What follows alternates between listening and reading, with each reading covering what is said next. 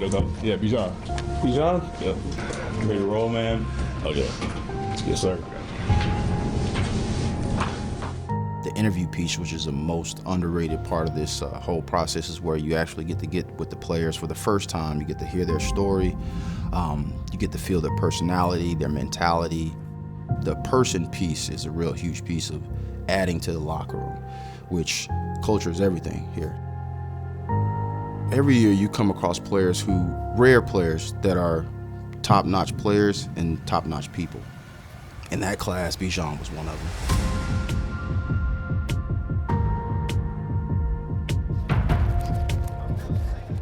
Obviously, I'm a running back, so I try to play all three positions. But I'm a guy that just, does whatever the offense needs, the team needs. If you want me as a player, just create mismatches, for defenders. So.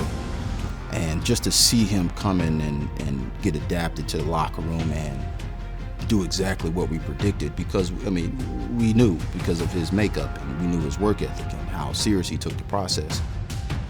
They're going to throw it to Bijan out in space, and he made the first guy miss. He'll get to the 5 and score. Holy smokes.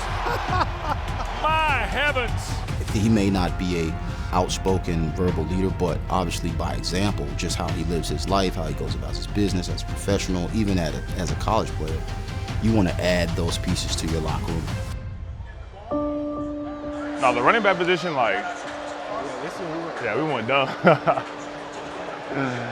Everybody's going crazy. Adding pieces like Bijan. Now, we may not come across another Bijan, but adding those type of players definitely enhances our culture here. Yeah, right? Baby! Yes, sir! Yes, sir! Yes, sir! Woo!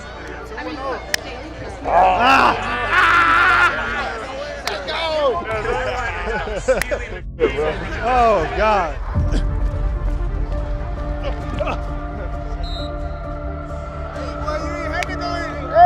Say that for the team. Yeah, bro. Let's mess around. Let's mess around real quick. Brother. Love you, big. You do too. Yo, that's you. But I love training with you, bro. I can't wait to see you in a little bit. Love you, bro. Love you, bro. That was a wrap. It was fun. Had a good time the whole weekend. Now, time to get back home to Atlanta. Let's go. The common goal is the common goal, and that's to win the Super Bowl.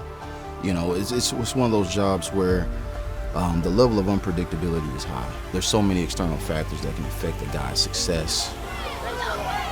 All throughout the process, he checked every box. It was only confirmation with Bijan, and selecting him, that's probably the easiest draft pick card to turn in at the time. Hey. Oh my God, Bijan! I get a selfie? Thank you so much.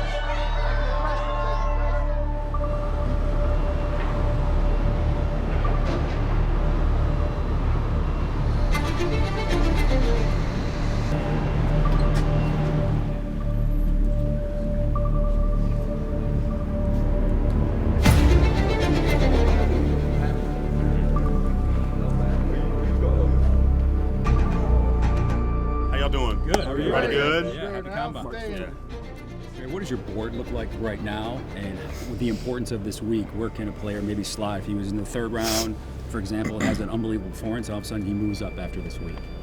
Yeah, so that's a really good question. So we basically had our February meetings a couple weeks ago, and that's when we have all the college scouts in town, and the coaches aren't in those meetings. This is just based off film. Right. We don't even have confirmed measurables on all the players. We haven't sat in front of all the players and went through that process. So it's just based off the film. That's a really cool time because we don't have anything else that's distracting you from the actual film and the actual football player. So we set the board based off that. Now, as we continue to gather information, everything matters. Obviously you want to get this time of year, get together and see what you did really well. We're all here now because, Terry and his crew are going to be able to add some players to that and find ways to make, some of the guys that we do have on our team even better, and then be able to add some people that we can really move forward with and find ways to do that on defense. After we've added Jeff and have been able to get down and talk about some profile looks and some fits. And you got to go out there and pick players and get people a part of it and find ways to go win.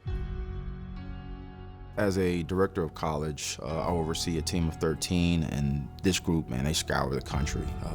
Northeast, Southeast, Midwest, West Coast.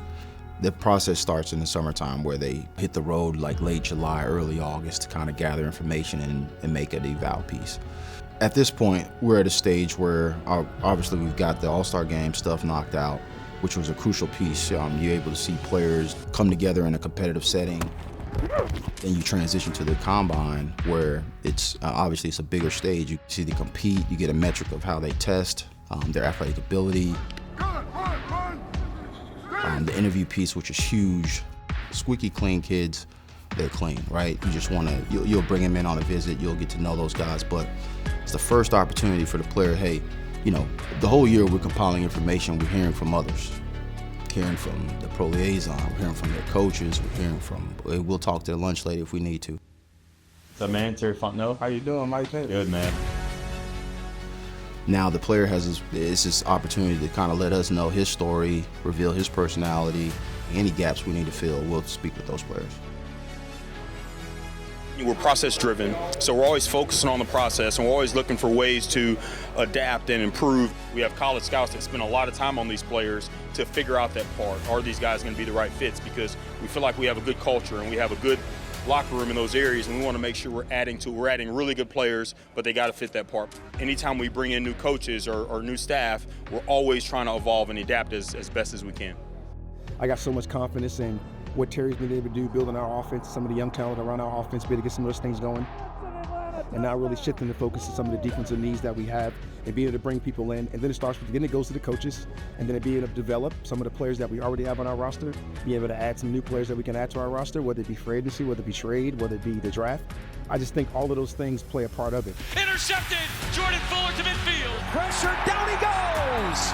Morgan Fox. Find Diablo. It's Leonard Floyd who gets home. So up Atlanta Falcons fans, Leonard Floyd here. I want to say rise up, and feels good to be home. Let's go Falcons. This is going to be a new defense this year with a new brand. You're going to be working under defensive coordinator Jeff Ulbrich. So what excites you? What do you know about his game that excites you to work under him? I actually got to work out for him when I came out for the draft.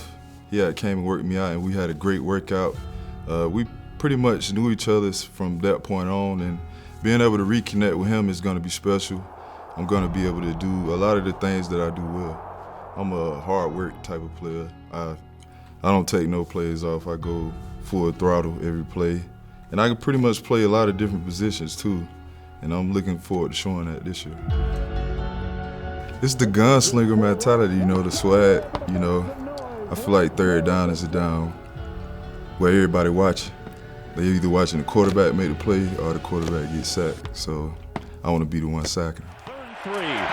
Mahomes can't find anyone. He is sacked. Second time today, it's Leonard Floyd. Out of the Leonard Floyd signing, which I think a lot of people probably expected me to choose that one when we're talking about intriguing, like guys who are now on this team.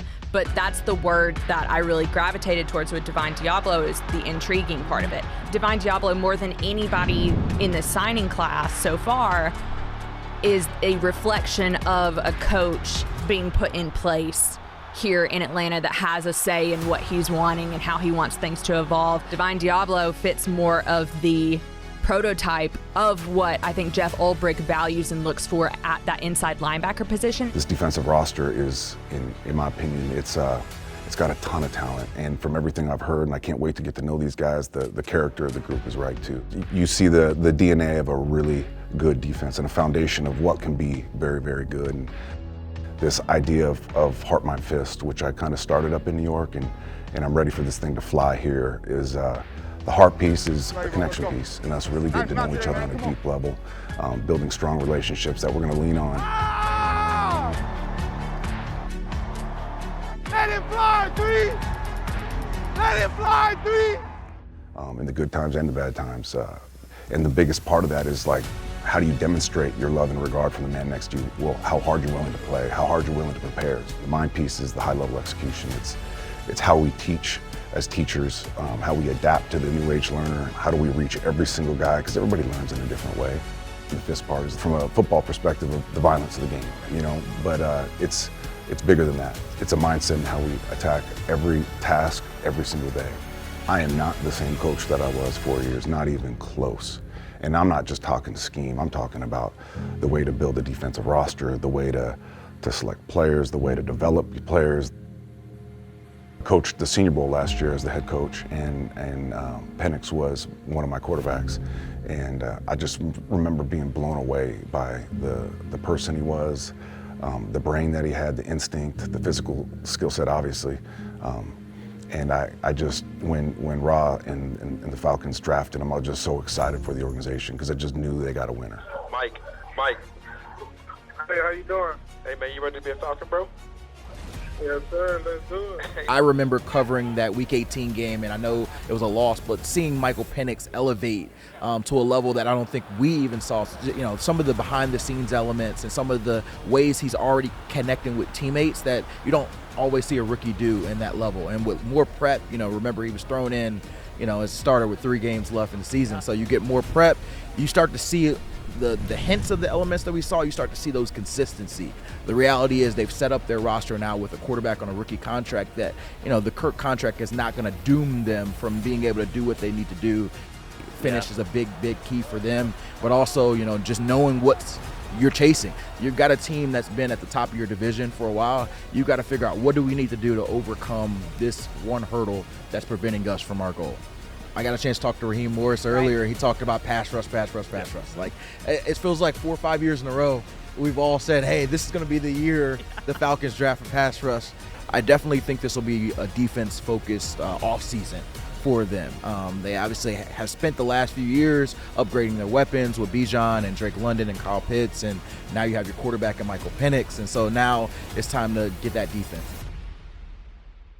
We got to go out there and we got to demonstrate who we are and what we're going to be about. But the obvious is there's unfinished business here. You know, the fact that we got that close and we didn't get it for ourselves, for this organization, for the city of Atlanta. And it's time we finish the job. Atlanta is now on the clock.